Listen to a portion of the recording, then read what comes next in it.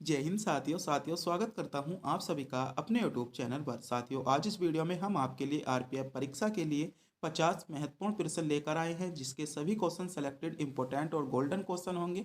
आज के जो क्वेश्चन होने वाले हैं जीके जीएस के सेलेक्टेड क्वेश्चन है, जो आपसे सीधे आपके एग्जाम में पूछे जा सकते हैं। प्रत्येक क्वेश्चन आपके लिए इंपॉर्टेंट होने वाला है और आज की वीडियो के माध्यम से आप यह पता कर सकते हो कि आपसे आरपीएफ परीक्षा में कहाँ से ज़्यादा क्वेश्चन पूछे जाते हैं, कौन कौन सा टॉपिक आपका इंपॉर्टेंट है, इन बचे दिनों में आपको क्या पढ़ना है जिससे कि आपके जीके जीएस का स्कोर आगे बढ़ जाए, आपको किस चीज़ का रिवीजन करना है।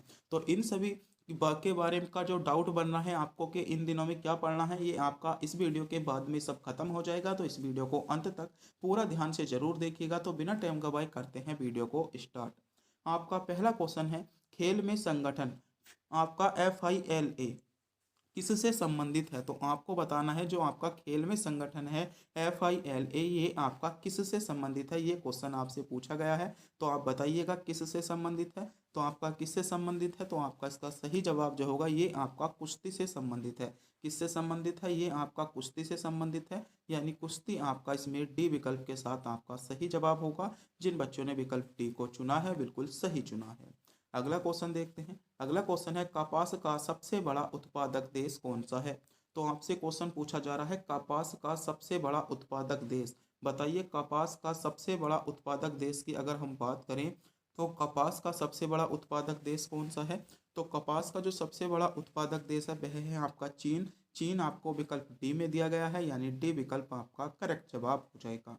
मेरे प्यारे साथियों, आज के प्रत्येक क्वेश्चन सेलेक्टेड और इम्पोर्टेंट क्वेश्चन चलेंगे। अगर आप भी इन क्वेश्चनों का जवाब जानते हैं तो हमारे बताने से पहले कमेंट बॉक्स में बताना ना भूलें और वीडियो के अंत में यह बताना ना भूलें आप इनमें से कितने क्वेश्चनों का जवाब जानते थे। आपको जो टारगेट दिया जाता है, इन 50 क्वेश्चनों में से 23 सही क्वेश्चनों का टारगेट दिया जाता है। देखते हैं कितने बच्चे ऐसे हैं जो इन 23 क्वेश्चनों को सही कर पाते हैं, अचीव कर पाते हैं। और आप अभी तक हमारे चैनल पर नए हो, चैनल को सब्सक्राइब नहीं किया है, तो हमारी चैनल को सब्सक्राइब जरूर कर लें, जिससे कि आने वाली वीडियो का नोटिफिकेशन आपको सबसे पहले मिले। अगला क्वेश्चन है, फार्मूला वन में ड्राइवरों को महत्वपूर्ण संदेश देने के लिए आपका अलग अलग झंडे लगाए जाते हैं। येलो ध्वज को दर्शाता है, यानी जो येलो ध्वज है वह आपका किसको दर्शाता है। आपको बताना है जो आपके ड्राइवरों को संदेश देने के लिए जो आपकी ट्रेनिंग होती है, अलग अलग प्रकार के झंडे लगाए जाते हैं। तो उनमें से आपसे पूछा गया है जो आपका येलो ध्वज है वह आपका किस प्रकार के आपकी किस चीज़ को दर्शाता है। तो येलो ध्वज जो दर्शाता है वह आपका खतरे को दर्शाता है, यानी धीमा हो जाना चाहिए। अगर आपको कोई येलो ध्वज दिखा रहा है तो आपको खतरा यानी धीमा हो जाना चाहिए। डी विकल्प के साथ इसमें आपका सही जवाब हो जाएगा। आगे बढ़ते हैं। अगला क्वेश्चन है, निम्नलिखित में से कौन सा वन्य अभयारण्य मध्य प्रदेश में स्थित है। बहुत इंपॉर्टेंट क्वेश्चन है। आपको बताना है कि कौन सा अभयारण्य ऐसा है, जो वन्य जीव अभयारण्य ऐसा है जो मध्य प्रदेश में स्थित है। तो मध्य प्रदेश में जो स्थित है वह है आपका बोरी वन्य जीव अभयारण्य। बोरी वन्य जीव अभयारण्य जो है आपका मध्य प्रदेश में है, यानी बी विकल्प में आपको दिया गया है। विकल्प बी आपका करेक्ट जवाब हो जाएगा। अगले क्वेश्चन पर बढ़ते हैं। अगला क्वेश्चन है, आंध्र प्रदेश का लोक नृत्य क्या है। बताइए, आपसे क्वेश्चन पूछा गया है आंध्र प्रदेश का लोक नृत्य। तो आंध्र प्रदेश का लोक नृत्य क्या है। तो ओट्टम थेंडल। ओट्टम ओट्टम जो थेंडल है ये कहाँ है, क्या है आपका आपका आंध्र प्रदेश का लोक नृत्य है, यानी इसमें सी विकल्प के साथ आपका सही जवाब है। जिन बच्चों ने विकल्प सी को चुना है। अगला क्वेश्चन है आपका, सेंधा नमक का अपवर्तनांक क्या है। तो ये क्वेश्चन रिपीट क्वेश्चन है, इससे पहली वीडियो में भी हमने ये क्वेश्चन कराया था। क्वेश्चन था सेंधा नमक का अपवर्तनांक। तो सेंधा नमक का अपवर्तनांक जो होता है 1.54 होता है। वो एक आपका हाँ यानी 1.54 होता है, यानी इसमें सही जवाब क्या होगा। विकल्प बी में आपको सही जवाब दिया है। जिन बच्चों ने विकल्प बी को चुना है, क्वेश्चन रिपीट है। क्वेश्चन पिछली परीक्षा यानी पिछले प्रैक्टिस सेट में भी हमने इस क्वेश्चन को कराया था। बी विकल्प आपका करेक्ट जवाब होगा।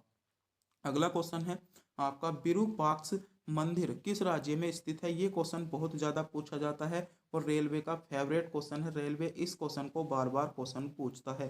क्वेश्चन है विरूपाक्ष मंदिर। तो विरूपाक्ष मंदिर की बात करें तो विरूपाक्ष मंदिर आपका कर्नाटक राज्य में स्थित है, यानी कर्नाटक राज्य विकल्प बी में आपको दिया गया है। विकल्प बी के साथ इसमें आपका सही जवाब हो जाएगा।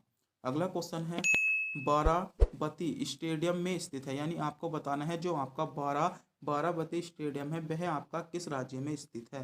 बाराबती स्टेडियम आपसे पूछा गया है, तो बाराबती स्टेडियम जो है आपका ओडिशा राज्य में स्थित है, यानी ओडिशा राज्य आपको डी विकल्प के साथ आपका इसमें सही जवाब बन जाएगा। अगला क्वेश्चन देखते हैं। अगला क्वेश्चन है एशियाई खेलों यानी 2018 में भारत द्वारा जीते गए पदकों की कुल संख्या थी। तो 2000 क्वेश्चन आपका जो 18 का है आपको 2024 का याद रखना है, तो इसमें जो थी आपकी 69 थी, यानी डी विकल्प आपका सही जवाब हो जाता। अगला क्वेश्चन है निम्नलिखित में से कौन केंद्र आपका शासित प्रदेश नहीं है। तो आपसे क्वेश्चन पूछा गया है इनमें से केंद्र शासित प्रदेश नहीं है, तो असम जो है आपका केंद्र शासित प्रदेश नहीं है, यानी सी विकल्प में आपको सही जवाब दिया है जिन बच्चों ने विकल्प सी को चुना है। अगला क्वेश्चन है निम्नलिखित में से किस ग्रह को विशालकाय ग्रह कहा जाता है। ये क्वेश्चन बहुत सेलेक्टेड क्वेश्चन होने वाला है और एग्जामों में बहुत ज़्यादा क्वेश्चन देखने को मिलता है। हर वर्ष किसी न किसी एग्जाम में ये क्वेश्चन रिपीट होता है। क्वेश्चन है कि किस ग्रह को विशाल ग्रह आपका विशालकाय ग्रह कहा जाता है। तो विशालकाय ग्रह जो कहा जाता है वह आपका बृहस्पति ग्रह को कहा जाता है। बृहस्पति ग्रह आपका डी विकल्प में आपको दिया गया है, यानी इसमें सही जवाब क्या होने वाला है, डी विकल्प आपका सही जवाब होने वाला है। जिन बच्चों ने विकल्प डी को चुना है बिल्कुल सही चुना है। अगला क्वेश्चन है सिडबी का मुख्यालय कहाँ पर स्थित है। ये भी क्वेश्चन सेलेक्टेड है, को एग्जामिनर इस क्वेश्चन को आपका फेवरेट क्वेश्चन समझता है और बार बार क्वेश्चन पूछा जाता है कि सिडबी का मुख्यालय। तो सिडबी का मुख्यालय कहाँ पर है आप सभी को पता होना चाहिए। सिडबी का मुख्यालय आपका लखनऊ में है। लखनऊ इसमें विकल्प सी में आपको दिया गया है, यानी सी विकल्प आपका करेक्ट जवाब हो जाएगा। अगला क्वेश्चन है विटामिन बी3 का रासायनिक नाम आपको बताना है। तो विटामिन बी3 का रासायनिक नाम क्या होता है, तो नियासिन। नियासिन जो होता है विटामिन बी3 का नाम होता है नियासिन। आपका विकल्प सी में आपको देखने को मिल जाएगा। विकल्प सी इसमें आपका करेक्ट जवाब होगा। अगला क्वेश्चन है कुवैत की मुद्रा नाम क्या है, यानी कुवैत की मुद्रा का नाम आपसे पूछा गया है। कुवैत की मुद्रा का क्या नाम है। तो मेरे प्यारे साथियों बात करें कुवैत की मुद्रा, तो दिनार आपकी क्या है, कुवैत दिनार आपकी कुवैत की मुद्रा होती है, यानी ए विकल्प आपका सही जवाब होगा। अगला क्वेश्चन है ऋग्वेद क्या है। तो ऋग्वेद क्या है, ऋग्वेद आपका वैदिक संस्कृत भजनों का एक संग्रह है। ऋग्वेद क्या है, वैदिक आपका संस्कृत भजनों का एक संग्रह है, यानी ए विकल्प में आपको सही जवाब दिया गया है। अगला क्वेश्चन है हरिद्वार शहर नदी के तट पर स्थित है। तो हरिद्वार जो शहर है आपका किस नदी के तट पर है, तो हरिद्वार शहर आपका गंगा नदी के तट पर है। गंगा नदी विकल्प सी में आपको दिया गया है, यानी सी विकल्प आपका सही जवाब होगा। अगला क्वेश्चन है पांचवी पंचवर्षीय योजना आपकी अवधि है, यानी पांचवी पंचवर्षीय योजना की अवधि आपसे पूछी गई है। तो पांचवी पंचवर्षीय योजना की अवधि क्या है, तो 1974 से लेकर आपकी 1900 आपका 79 तक जो चली थी आपकी पांचवी पंचवर्षीय योजना चली थी, यानी इसमें सी विकल्प आपका करेक्ट जवाब होगा जिन बच्चों ने विकल्प सी को चुना है। अगला क्वेश्चन है निम्नलिखित में से कौन भारतीय संविधान की प्रस्तावना का हिस्सा नहीं है। तो क्वेश्चन पूछा जा रहा है भारतीय संविधान की प्रस्तावना का हिस्सा। तो भारतीय संविधान की प्रस्तावना का हिस्सा कौन नहीं है, तो भारतीय संविधान जो होता है उसकी प्रस्तावना का जो हिस्सा होता है प्रावधान, उसमें भारतीय संविधान की प्रस्तावना का हिस्सा नहीं है, यानी इसमें डी विकल्प में आपको सही जवाब दिया गया है। जिन बच्चों ने विकल्प डी को चुना है बिल्कुल सही चुना है। अगला क्वेश्चन है किस वर्ष में हाई डे स्पेस की लड़ाई का आयोजित की थी, या ये लड़ाई आपकी लड़ी गई थी। तो हाई डे स्पेस आपकी की लड़ाई कब हुई थी, तो ये जो लड़ाई हुई थी आपकी 326 ईसा पूर्व में हुई थी। कब हुई थी, 326 ईसा पूर्व में हुई थी, आपको पता होना चाहिए। विकल्प बी में आपको 326 ईसा पूर्व दिया गया है, यानी बी विकल्प इसमें आपका सही जवाब हो जाएगा। अगला क्वेश्चन है बौद्ध धर्म में लोटस और बुल का प्रतीक क्या दर्शाता है। बहुत ज़्यादा क्वेश्चन सेलेक्टेड है। इस क्वेश्चन को मैं मानता हूं कि ये भी क्वेश्चन आपसे कहीं ना कहीं एग्जाम में जरूर पूछा जाने वाला है। 100% इस क्वेश्चन के चांसेस आपके एग्जाम में बन जाते हैं। क्वेश्चन है लोटस और बुल का प्रतीक क्या दर्शाता है। तो बौद्ध धर्म में जो लोटस और आपका बुल का प्रतीक है वह आपका जन्म को दर्शाता है, यानी जन्म होने को दर्शाता है। तो इसमें सही जवाब क्या होगा, ए विकल्प आपका करेक्ट जवाब हो जाएगा जिन बच्चों ने विकल्प ए को चुना है। अगला क्वेश्चन देखते हैं। अगला क्वेश्चन है आपको बताना है रिक्त स्थान में क्या आएगा। एक विकास प्रक्रिया है जो व्यापक आधिकारिक लाभ देती है और सभी के लिए अवसर की समानता सुनिश्चित करती है। तो बताइए ये आपकी कौन इसमें कौन सा विकल्प अगर हम रखें जो उचित आपका क्या है, उचित आपका जवाब बन जाए तो कौन सा हो जाएगा? समावेशिक विकास एक विकास प्रक्रिया है। कौन सा? समावेशिक विकास अगर हम इसमें रखते हैं यानी डी विकल्प को इसमें रखते हैं तो डी विकल्प इसमें आपका करेक्ट जवाब हो जाएगा। एक विकास प्रक्रिया है जो व्यापक आधिकारिक लाभ देती है और आपकी अवसर की समानता सुनिश्चित करती है, यानी डी विकल्प इसमें आपका करेक्ट जवाब हो जाएगा। अगला क्वेश्चन है एफडीआई का विस्तार क्या है? तो एफडीआई का विस्तार आपसे पूछा गया है।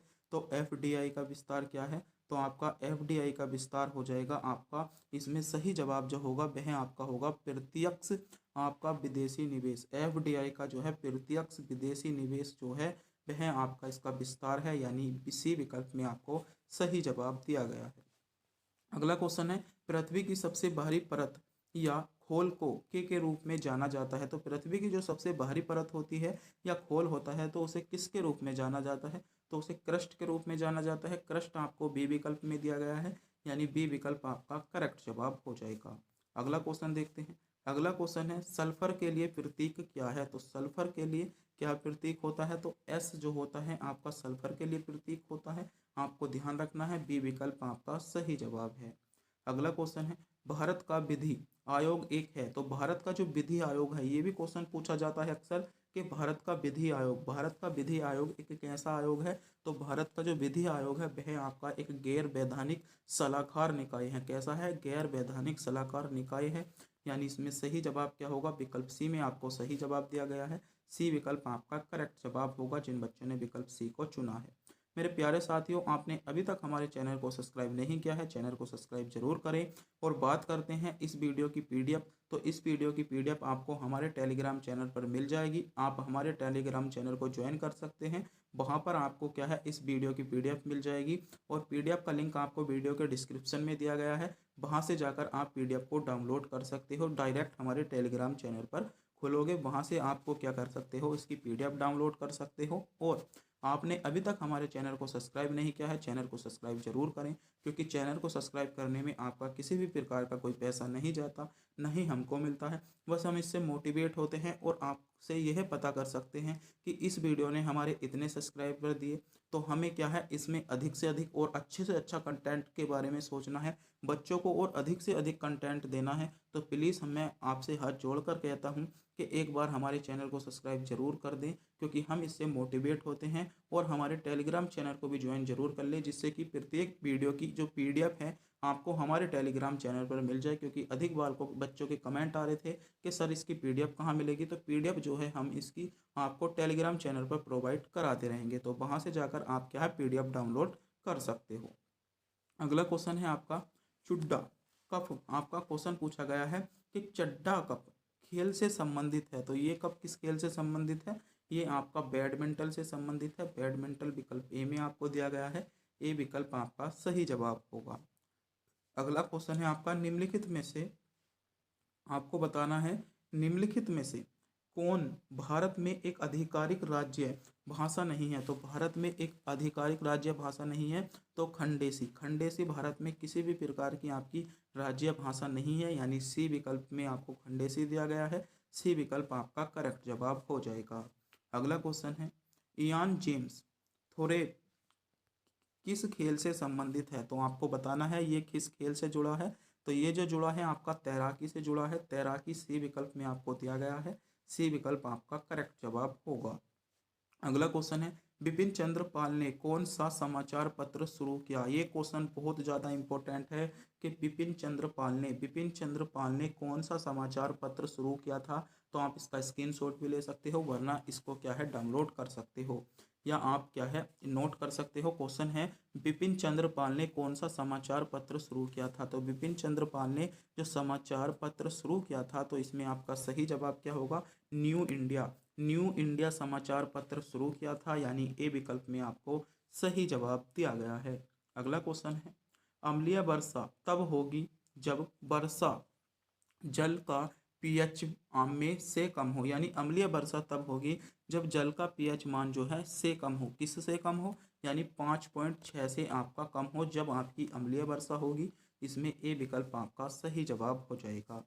अगला क्वेश्चन है, किसी दिए गए क्षेत्र का पशु जीवन कहलाता है। जो आपके किसी दिए गए जो आपका क्षेत्र है उसका पशु जीवन क्या कहलाता है, तो फोना कहलाता है। क्या कहलाता है, फोना कहलाता है। बी विकल्प आपका करेक्ट जवाब होगा।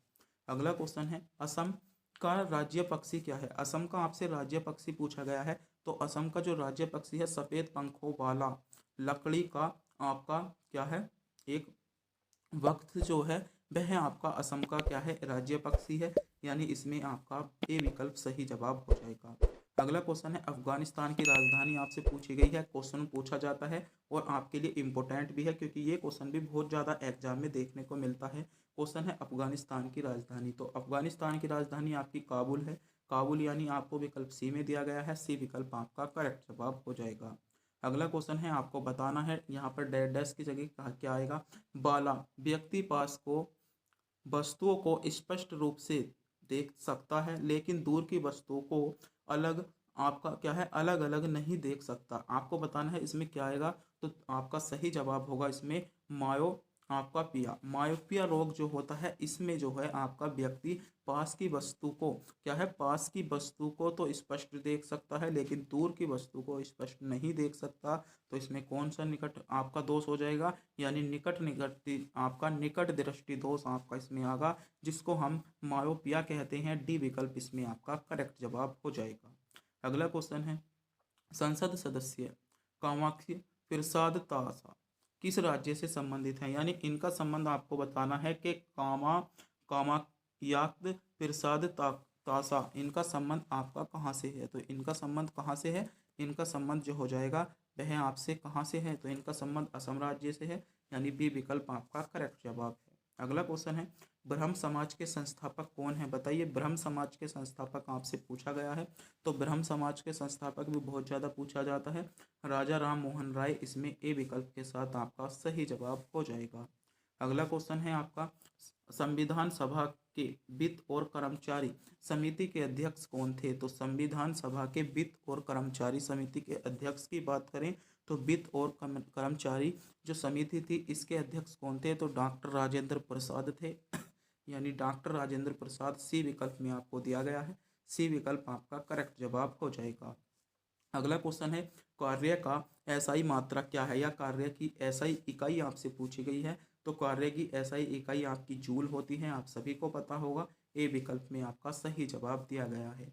अगला क्वेश्चन है, कैट में गुणसूत्रों की संख्या होती है।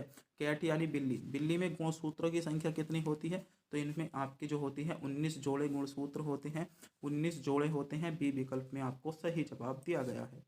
अगला क्वेश्चन है, राज्यसभा का अध्यक्ष और उपाध्यक्ष भारतीय संविधान के किस अनुसूची के अंतर्गत आता है। तो राज्यसभा का जो अध्यक्ष और उपाध्यक्ष होता है वह भारतीय संविधान की कौन सी अनुसूची के अंतर्गत आता है, तो भारतीय संविधान की दूसरी सूची के अंतर्गत आता है। आपको ध्यान रखना है।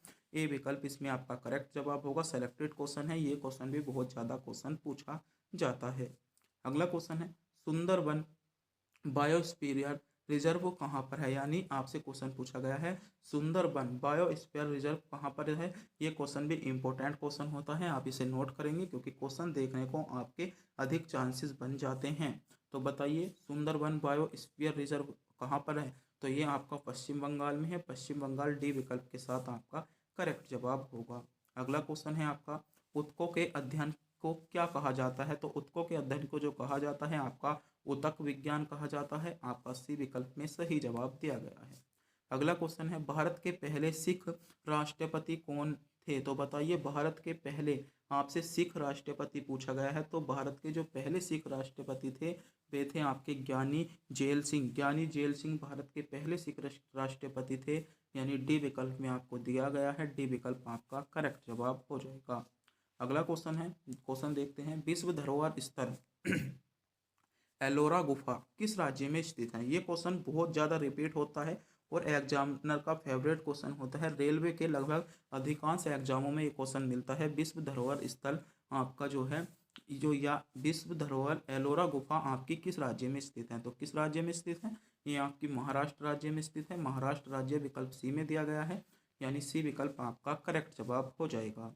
अगला क्वेश्चन है, भारत के राष्ट्रपति या भारत के उपराष्ट्रपति बनने के लिए न्यूनतम आपकी पात्र आयु क्या है? तो भारत का उपराष्ट्रपति बनने के लिए जो न्यूनतम उम्र होनी चाहिए आपकी 35 वर्ष होनी चाहिए। 35 वर्ष विकल्प ए के साथ आपका करेक्ट जवाब हो जाएगा। अगला क्वेश्चन है, नागालैंड की राजधानी आपसे पूछी गई है। नागालैंड की राजधानी क्या है? तो कोहिमा आपकी नागालैंड की राजधानी होती है, आपको ध्यान रखना है। अगला क्वेश्चन है, भारतीय आइंस्टीन के रूप में किसे जाना जाता है? Important question, selected question. Question को ध्यान देंगे, इस क्वेश्चन का स्क्रीनशॉट ले लें या आप नोट कर रहे हैं नोट कर लें। भारतीय आइंस्टीन के रूप में किसे जाना जाता है? तो भारतीय आइंस्टीन के रूप में जो जाना जाता है वह आपका नागार्जुन को जाना जाता है। नागार्जुन सी विकल्प के साथ इसमें आपका सही जवाब हो जाएगा। अगला क्वेश्चन देखते हैं। अगला क्वेश्चन है, डल झील किस शहर में स्थित है? तो डल झील किस शहर में स्थित है? डल झील आपकी श्रीनगर में स्थित है। श्रीनगर डी विकल्प में आपको दिया गया है, यानी डी विकल्प आपका करेक्ट जवाब होगा। अगला क्वेश्चन है, वर्तमान में सड़क परिवहन और राज्य मार्ग मंत्री कौन है? तो वर्तमान में जो सड़क परिवहन और राज्य मार्ग मंत्री हैं वे कौन है? तो ये इसमें जो आपका सही जवाब था, शायद पिछला क्वेश्चन है, तो इसमें जो आपका करेक्ट जवाब था वह था श्री नीतीश आपका जयराम गडकरी, यानी डी विकल्प इसमें आपका करेक्ट जवाब दिया गया था। थोड़ा सा पुराना क्वेश्चन था तो इसमें डी विकल्प आपका करेक्ट जवाब होगा। अगला क्वेश्चन है, एसिटिक एसिड के लिए रासायनिक सूत्र आपको बताना है कि एसिटिक एसिड का रासायनिक सूत्र क्या होता है। और आज की वीडियो का 50वां क्वेश्चन है, यानी अंतिम क्वेश्चन भी आपका होने वाला है। तो बताइए, क्वेश्चन पूछा गया है एसिटिक एसिड का रासायनिक सूत्र। तो एसिटिक एसिड का जो रासायनिक सूत्र होता है वह होता है आपका CH3COOH, यानी सी विकल्प में आपको, यानी इसमें बी विकल्प हो जाएगा। थोड़ा सा इसमें आपका क्या है मिस्टेक है, तो आपका जो होती है टाइपिंग करने में सी विकल्प ऊपर हो जाता है बी नीचे, यानी आपका सूत्र क्या होता है CH3COOH होता है, आपको ध्यान रखना है। बी विकल्प आपका करेक्ट जवाब हो जाएगा। तो मेरे प्यारे साथियों, आज के जो क्वेश्चन थे सभी क्वेश्चन आपके 50 महत्वपूर्ण क्वेश्चन थे और आपको जो टारगेट दिया था 23 सही क्वेश्चनों का टारगेट दिया गया था। कितने बच्चे ऐसे हैं जिन्होंने 23 क्वेश्चन सही करे हैं और कितने बच्चे ऐसे हैं जिनका स्कोर कम रहा है? मेरे प्यारे साथियों, वीडियो अच्छी लगी हो वीडियो को लाइक जरूर करें और चैनल पर नए हो चैनल को सब्सक्राइब करें, क्योंकि चैनल को सब्सक्राइब करने में आपका किसी भी प्रकार का कोई पैसा नहीं जाता। और एक क्वेश्चन का जवाब हम आपसे टेस्ट के रूप में पूछना चाहते हैं। अगर आप भी इस क्वेश्चन का जवाब जानते हैं तो हमें कमेंट बॉक्स में ज़रूर बताइएगा। क्वेश्चन आपसे पूछा गया है कि वर्तमान में ऊर्जा मंत्री कौन है? वर्तमान भारत के ऊर्जा मंत्री आपसे पूछा गया है। वर्तमान भारत के ऊर्जा मंत्री कौन है? जल्दी से जल्दी अगर आप भी इस क्वेश्चन का जवाब जानते हैं तो कमेंट बॉक्स में ज़रूर बताइए। क्वेश्चन पूछा गया है, वर्तमान भारत के ऊर्जा मंत्री कौन है? आप भी इस क्वेश्चन का जवाब जानते हैं तो ज़रूर बताएं। और मेरे प्यारे साथियों, बात करते हैं इसकी पीडीएफ की। तो पीडीएफ से की जो बात करते हैं, पीडीएफ आपको हमारे टेलीग्राम चैनल पर मिल जाएगी। वहां से जाकर पीडीएफ डाउनलोड कर सकते हो और टेलीग्राम चैनल को भी ज्वाइन कर सकते हो। और चैनल को तो सब्सक्राइब जरूर कर लें, क्योंकि हम आपके लिए सेलेक्टेड और इम्पोर्टेंट वीडियो लेकर आते हैं, जिससे हमारी सबसे पहले वीडियो आपको मिले। तो हमारे चैनल को सब्सक्राइब जरूर करें। तब तक के लिए मिलते हैं अगली वीडियो में।